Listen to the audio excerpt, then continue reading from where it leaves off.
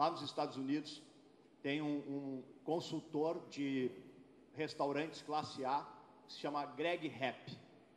Greg Rapp descobriu um negócio muito interessante. Ele entende tudo de cardápio, na hora de montar o cardápio. Ele sabe, por exemplo, se o prato que tem cordeiro, ele vai vender melhor esse ano se eu colocar abóbora de acompanhamento ou se eu vou colocar purê. Se eu botar purê tem um resultado, se eu botar abóbora é outro, então ele dá consultoria por isso. Também diz se é melhor vender por $41 ou por $39. Ele faz essa referência. E aí ele descobriu um negócio muito interessante. As pessoas de restaurante classe A tendem a comprar o segundo prato mais caro e não o primeiro. Então, o que isso serve? Quando ele descobriu que as pessoas tendem no restaurante classe A comprar o segundo prato mais caro, é o prato que mais sai, ele pode jogar com o prato. Porque as pessoas, ele põe o primeiro prato mais alto, o que diferencia ele do segundo, e ele pode pensar um segundo prato que tenha ingredientes que tenha maior margem de lucratividade. Ponto. Então ele já sabe que independente do prato que ele colocar, há uma tendência as pessoas escolherem, na dúvida, um segundo prato maior. Qual a regra que tem por trás? A regra que tem por trás é o seguinte: o consumidor, ele busca sim comparações para tomar a decisão, mas ele tem dificuldade de comparações complexas, ele busca comparações fáceis. Quando há um certo grau de complexidade na decisão, ele simplifica. Então, quando tu quer que o consumidor decida de acordo com o teu jeito, procure facilitar ele, entregar para ele uma decisão que ele não precise pensar muito.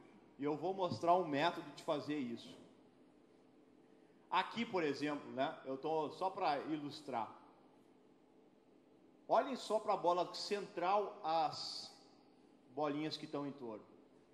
Parece que esta bola aqui é maior do que essa, não é? Mas ela não é. Ela é do mesmo tamanho. Só que como ela está posicionada com outras, agora procure fazer essa relação com o preço. Se eu tenho um preço determinado e eu me posiciono junto com preços menores, o meu preço vai parecer maior do que ele efetivamente é. Se eu me posiciono entre preços maiores dos meus concorrentes, ele parece menor, o mesmo tamanho. Se eu pegar o meu produto, o mesmo produto, e posicionar ele junto a um segmento que o preço é maior, e eu conseguir fazer esse segmento comprar, o meu preço vai parecer menor.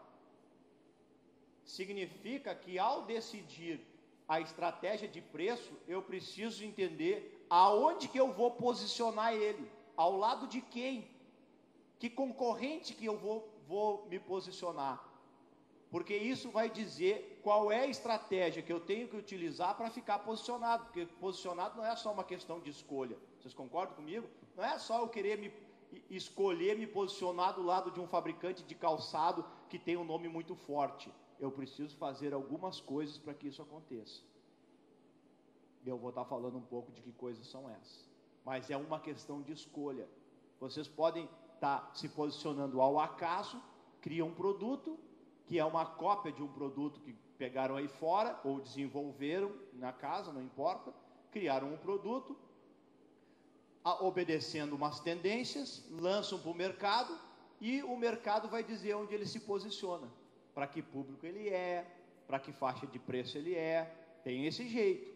O que eu estou querendo propor é algo mais profundo, é vocês estudarem aonde querem que o produto de vocês esteja, ao lado de quem, com que faixa de preço, e aí fazer um estudo para entender o que precisa ter o produto e a marca para estar naquele lugar, e posicionar ele no longo prazo.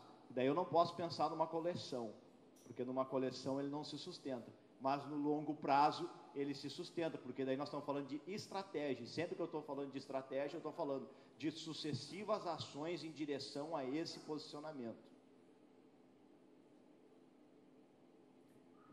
Um casal decide ir para um país da Europa em que esse país seja um tema para uma cidade, aonde uma cidade seja uma cidade romântica.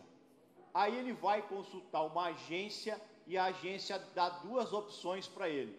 Olha, cidades românticas na Europa eu recomendo ou Roma ou Londres. Aí eles começam a procurar para ver vantagens e desvantagens de cada uma, e todas têm muitas vantagens e desvantagens. É uma decisão complexa. O preço é igual, tanto faz eu ir para Londres, como faz eu passar uma semana em Roma, não faz diferença nenhuma. Fica difícil tomar a decisão, né? Aí o que esse estudioso descobriu? Ele descobriu o seguinte, que se ele colocar um elemento que desvalorize, fará com que a pessoa tenha uma comparação mais simples e ajudará ele numa tomada de decisão por aquele que ele colocar a comparação. Vou explicar melhor porque esse raciocínio é complexo. Olha só. Digamos que o Roma, ele tem o pacote completo, com city tour, recebem as pessoas, check-in, check-out, levam transfer, todas as coisas de um pacote tradicional. O de Londres também. Só que o de Roma, eu tenho duas opções. Eu tenho um pacote de Roma que tem café da manhã e tem um segundo pacote em Roma que é sem café da manhã. O que ele diz é o seguinte, que o fato de ter uma terceira opção em Roma sem café da manhã, na cabeça das pessoas, fez com que Roma ficasse mais atrativo, Roma com café da manhã. Ele fez esse cara aqui é o pesquisador, ele fez a seguinte referência, além de ter tendência a comparar uma coisa com outra, também estamos propensos a concentrar na comparação de coisas fáceis e evitar a comparação do que não pode ser comparado com facilidade. Então, ele sugere que se faça o seguinte, se eu tenho uma opção A, ir para Roma, opção B, ir para Londres, e elas são em grau de satisfação equivalentes, têm a mesma distância, equivalência em satisfação, em atributos, embora os atributos são diferentes, se eu colocar um boi de piranha, né, um espião aqui, no anúncio, dizer o seguinte, olha, eu tenho Roma, pacote completo por $2.000, 2.000 euros. Tenho Londres, pacote completo por 2.000 euros. Todos com as mesmas coisas, mas eu tenho um outro que é Roma, pacote completo com 2.000 euros, exceto café da manhã. Tirar o café da manhã, só isso, já vai fazer com que as pessoas prefiram Roma. Café completo com café da manhã.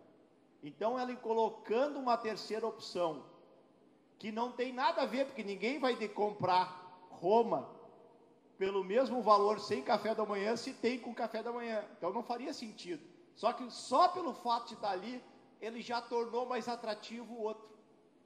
Interessante isso, né?